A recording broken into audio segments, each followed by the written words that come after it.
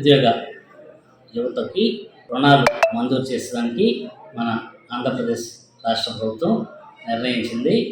ఈ రుణాల కింద వ్యవసాయ అనుబంధ రంగానికి సంబంధించిన విషయాలు కానీ, లేదా అదేవిధంగా ట్రాన్స్పోర్టు, చిన్న పరిశ్రమలు, బిజినెస్ రంగానికి సంబంధించిన యూనిట్స్కి రుణాల కోసం దరఖాస్తు చేసుకోవచ్చు. అదేవిధంగా బీ ఫార్మసీ లేదా డి ఫార్మసీ చదివిన బీసీ యువత మన జనరిక్ మెడికల్ షాప్ కోసం రుణాలకి దరఖాస్తు చేసుకోవచ్చు. ఈ జనరిక్ మెడికల్ షాప్కి మొత్తం యూనిట్ కాస్టు 8 లక్షలు ఉంటుంది.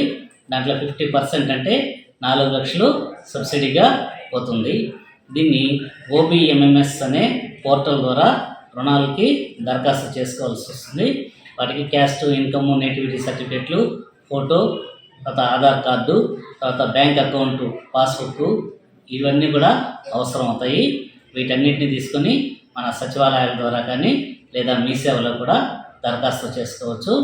ఈ దరఖాస్తులు 30వ తారీఖు నుంచి వచ్చే నెల 7వ తారీఖు వరకు, అంటే జనవరి 30 నుంచి ఫిబ్రవరి నెల 7వ తారీఖు వరకు అప్లై చేసుకోవడానికి అవకాశం ఉంటుంది.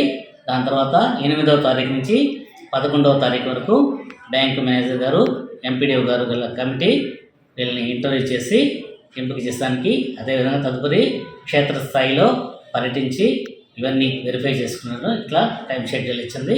దీని ప్రకారం ఏంటంటే బీసీ కులానికి చెందిన యువత అంతా కూడా 30వ తారీఖు నుంచి 7వ తారీఖు వరకు ఓబీఎంఎంఎస్ ద్వారా రుణాల కోసం దరఖాస్తు చేసుకోవాల్సిందిగా ప్రత్యేకంగా కోరడం.